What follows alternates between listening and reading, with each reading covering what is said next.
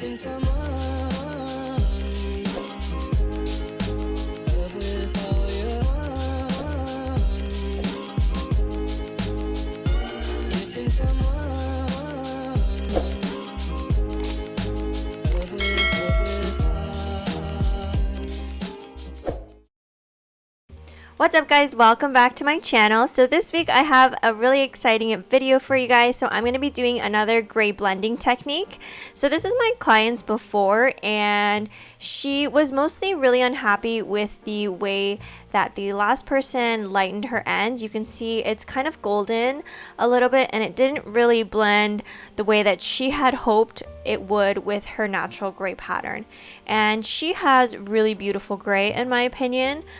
She also expressed to me that the back looked a little too dark, and she wanted everything to look more intentional, more natural, and just like more even overall. So this is what the front looked like. You can see the golden undertones and everything that is peeking through the ends. Like no matter how much purple shampoo she had used, it was always kind of yellowy. It never really got to a white silver or any type of ash tone that looked similar to her gray.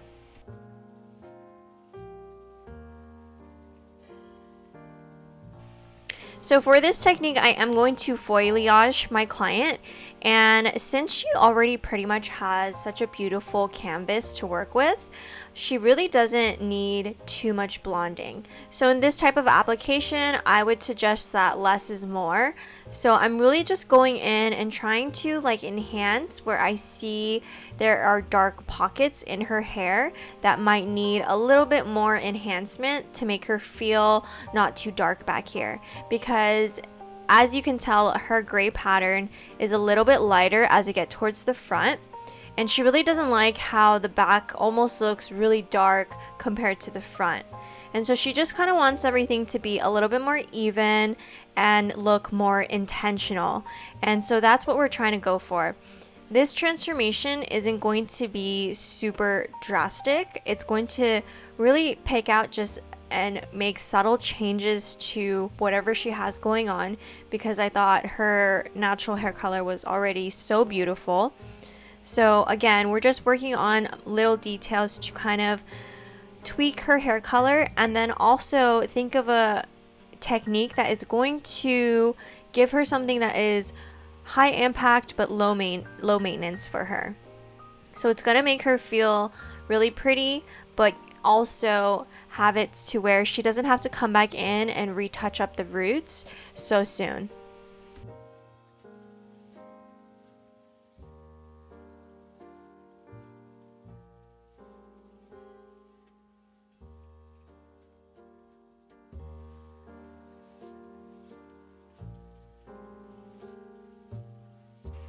So for my products, I am using the Blonde Me Schwarzkopf Lightener, and I started with a bowl of 6 in 20, and then I bumped up my developer after that first bowl of 100 grams. So after that, I'm going in and basically just slicing her whole head. I find that whenever I do gray blending, it makes it a lot more seamless when I do slices compared to doing any type of like stitch or weave.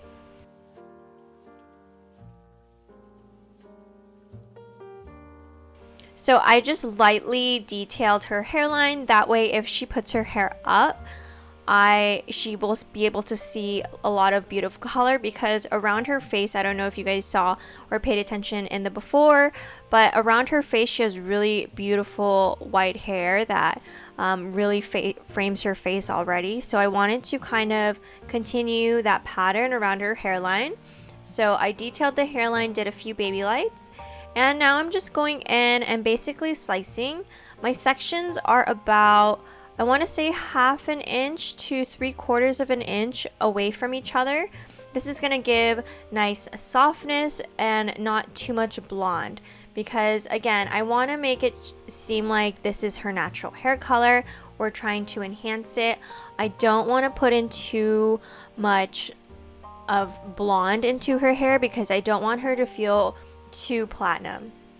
So that way when this grows out, it's gonna grow out very soft, because she already has really nice white hair that kind of blends in with the dark. So her natural hair color, essentially to what I'm doing to her, is going to act as a natural highlight. And if she really loves the color that we do today, I'm honestly probably not going to see her until like another year or so, because I feel like whenever I do any type of blending like this on a client who has a lot of gray, just like this, it gives them such a soft grow out, and they end up just loving the way that it looks throughout the year. So I'm continuing the slicing pattern up the middle of her head, and as I get a little bit closer towards her hairline, my sections are going to be a little bit closer together. This is going to give that beautiful gradient to where the front is a little bit lighter and then gets gradually a little bit darker as you circle back towards the back of the head. So you can see that my foils, I am custom cutting long foils for this type of application, because since she already has some blonde on the ends, I'm trying to be very careful not to overlap on the previously lightened ends that the other hairdresser had previously lightened, because that I'm going to lighten on its own separate from the root. So I think it's very important to have longer foils for this type of application rather than folding up your foils, because one, if I were to fold up my foils, sometimes the lightener can bleed onto some of those blonde ends, and two, it just gives me a really even lift if the foil is not folded.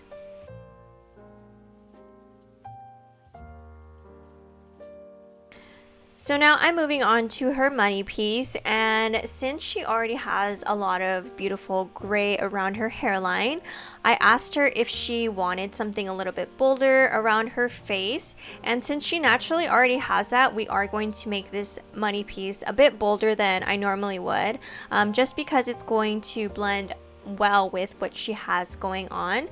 So I believe I did about like 4 to 5 slices back to back, with no negative space in between, and then I started to leave a bit negative space behind that.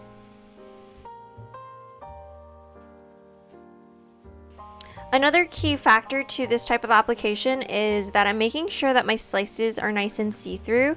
I don't want anything that's too thick throughout the whole process, because I want it to be like a very soft blend. I don't really want big sliced chunks in this type of look that we're going for, because of the way that her gray is. So we're doing something that's very subtle and something that is more on the softer side. So this specific client actually drove, I would say, I think about an hour to come see me. And prior to her appointment, we did like an consult through text message. And whenever I do consults for clients that are wanting to do like this type of transformation, I always have them send me photos of their hair, and then also photos of some goals of what colors that they might want to do, just so I can get an idea of what kind of blend they're kind of going for, as far as gray blending, because not everyone has beautiful gray pattern like this specific client.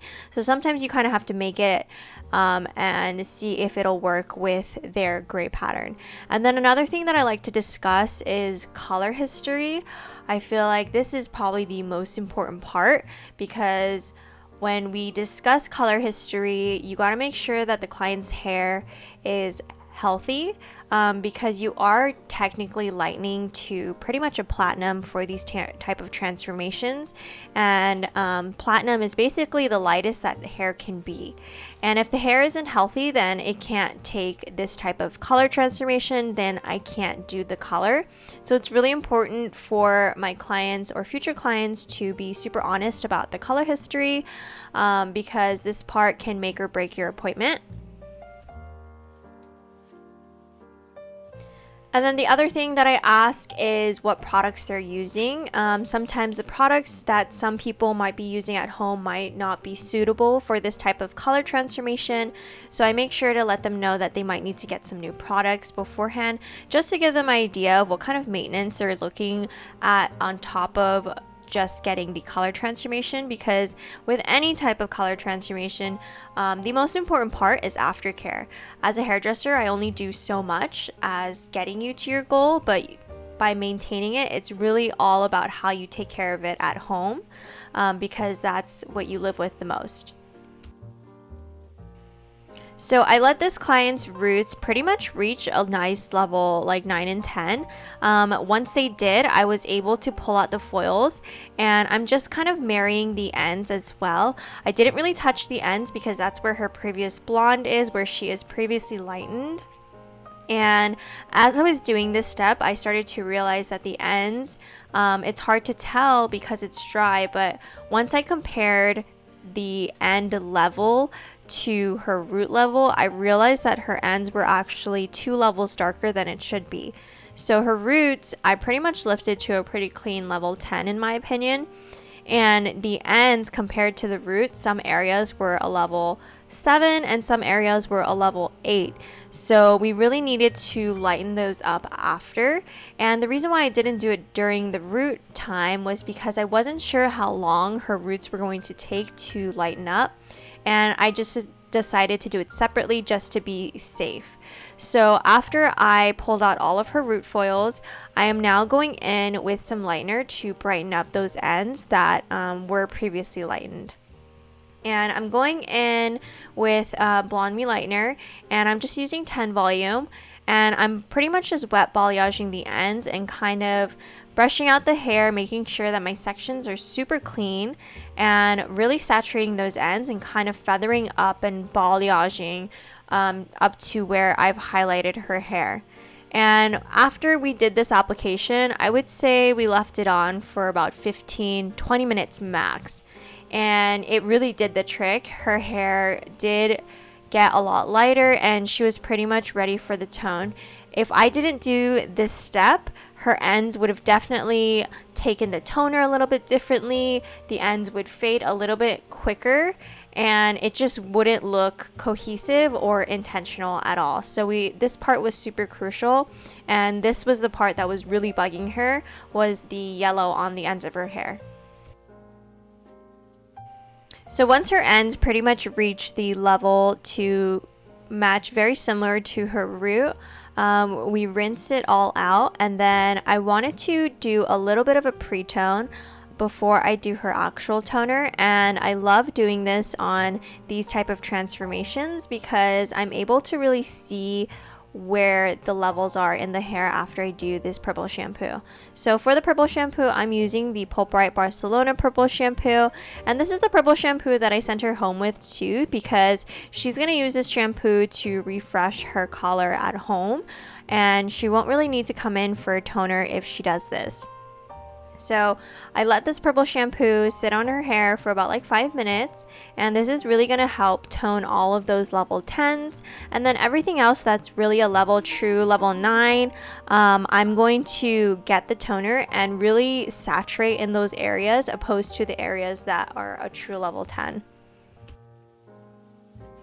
So quickly for my toner application, we did a root shadow. I used the Pulp Bright Liquid Demis. I did 6-1, which is a level 6 ash.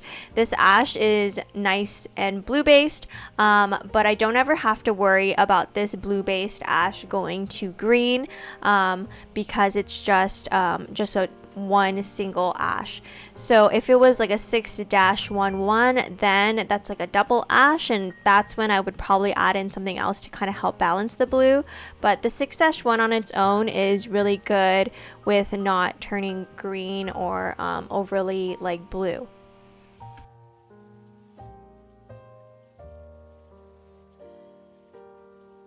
So for that root shadow, we just did a little tap, and then now I'm going in with my lighter formula. So for my lighter formula, I like to do a variation of the rapid toners, and my go-tos are the silver, violet, and moonstone combination. And depending on how light my client's hair is and the density of their hair and texture determines what ratio I mix those colors into. So I basically will mix in a bit more of the violet and moonstone than the silver, just to help cancel out more of that yellow, and then that silver is just there to kind of create that nice ashy silvery look. And we did the root shadow everything behind her money piece, because since she is so naturally white and around her face, we're not going to do a root shadow there because she doesn't need one. So I only did that root shadow behind the money piece section, and now I'm just going in with the rapid toners first, and I applied it all the way in the back where that root shadow is. And then once I'm done and I kind of see that the toner is really taking in the back, that's when I hit the money piece, because the hairline pieces are going to be a lot finer and it's going to take the toner a lot quicker. So whenever I do these type of formulations, I like to watch it because everyone takes the rapid toners very differently, just depending on their hair. So I watch it until I kind of see the tone that I want and all of the yellow pretty much out. After this whole application, we are going to be doing a keratin treatment, so I want this toner to get more on the violet-y side, just because whenever you do a keratin treatment after any type of color service, it does make the color a little bit lighter, because essentially you're doing like a flat iron service on colored hair. So I always like to overtone just a teeny bit if I am doing a keratin afterwards. Alrighty guys, so here is her finished look. This is what her hair looked like after we did the full color service and keratin treatment. If you guys don't know what a keratin treatment is, it is like a smoothing treatment that helps take away and tame frizz in the hair. It does not straighten curls, but it just makes your hair a lot more manageable if you do tend to have frizzy hair and it gets tangled and messy a lot. And typically a keratin service will last about 3 to 4 months if you're using good products with it. But yeah, you can see that the color has blended really well with her roots. Everything looks a lot more intentional. So when this color fades out, it is going to get a little bit more on the whiter side, and she can help maintain the tone of it at home. So it will fade into a really light yellow, and as she starts seeing a little bit of gold peek through, she's able to use that Barcelona purple shampoo to pretty much help maintain this silver look.